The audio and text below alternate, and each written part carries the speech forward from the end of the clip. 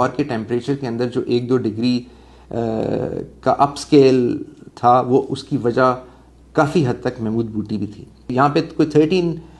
Million cubic metre carbon dioxide पैदा हो रही है, यहाँ पे 13.18 मिलियन क्यूबिक मीटर मीथेन पैदा हो रही है। ये महमूद बूटी 1997 में ये लैंडफिल साइट बनी और यहाँ पे जो पूरे शहर का कूड़ा था वो लाके फेंकना शुरू किया गया और ये 2016 तक यहाँ पे ये कूड़ा फेंका जाता रहा। और ये अब इस वक्त कोई वहाँ पे 13 मिलियन टन से ज़्यादा कूड़ा जो है वो पड़ा हुआ है। 2016 से ऑनवर्ड ये साइट की कैपेसिटी ख़त्म हो गई और इस पर मज़ीद कोई जगह नहीं रही, तो ये कूड़ा वैसे ही पड़ा हुआ था। अब इस कूड़े के यहाँ पे होने की वजह से बहुत सारे इश्यूज़, जो एनवायरमेंटल इश्यूज़ हैं वो हो रहे थे। एक तो इस इलाके के अंदर दूर दूर तक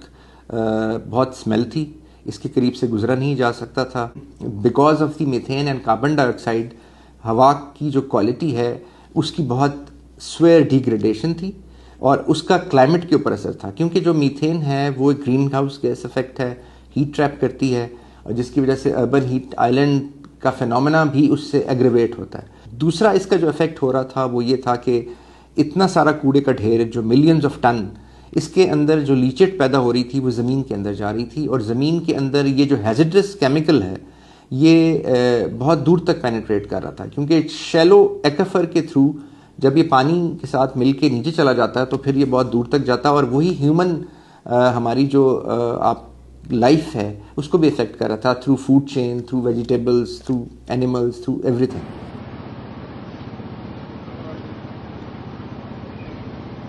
अब जब ये रूडा ने ये काम शुरू किया तो एक सबसे बड़ा जो चैलेंज था वो इसकी जो स्लोप थी 80 मीटर की, उसको स्टेबल करना था। रूडा की जो इंजीनियरिंग डिपार्टमेंट है उसने दिन रात यहाँ पे काम किया फॉर लास्ट 4-5 मंथ्स और उस पहले स्लोप को स्टेबल किया। उस स्लोप के ऊपर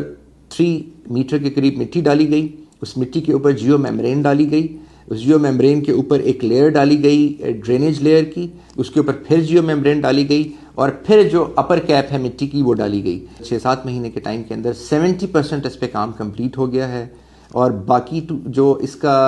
इसकी जो कैपिंग है, इसका जो अर्बन फॉरेस्ट है और इसकी जो वेल्स हैं गैस मीथेन एक्सट्रैक्शन के, ये सब कुछ 100% कंप्लीट हो जाएगा जुलाई 25 तक और अनदर 3-4 मंथ्स के अंदर जो सोलर पार्क इसके ऊपर लगना है वो भी कंप्लीट हो जाएगा। जो मीथेन की कलेक्शन है उसके लिए रूडा ने 52 वेल्स लगाए हैं जो कि इस पूरी जो लैंडफिल साइट है इसके अंदर इक्वली एवरी 30 मीटर के अंदर डिवाइडेड एक वेल है।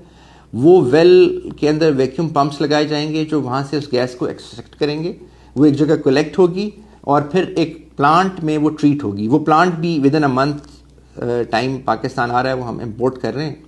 और जो लीचेट का प्रॉब्लम है उसके लिए 13 वेल्स लगाए गए हैं ज़मीन के अंदर, जो सारी लीचेट वहाँ पे कलेक्ट होगी और उसका भी एक ट्रीटमेंट प्लांट है जिसके साथ वो ट्रीट होके तो फिर उसको रिलीज़ किया जाएगा, तो पानी के अंदर वो लीचेट नहीं होगी। ये 43 एकड़ का एरिया है। इस 43 एकड़ में से जो 11 एकड़ है जो इसकी टेबल टॉप है, जो इसका प्लेटो है, उसके ऊपर 5 मेगावाट का सोलर पावर प्लांट लगाया जा रहा है। सो ग्रीन एनर्जी पैदा होगी और उसके साथ जो बाकी 31 एकड़ है, 31.9 एकड़, उसके अंदर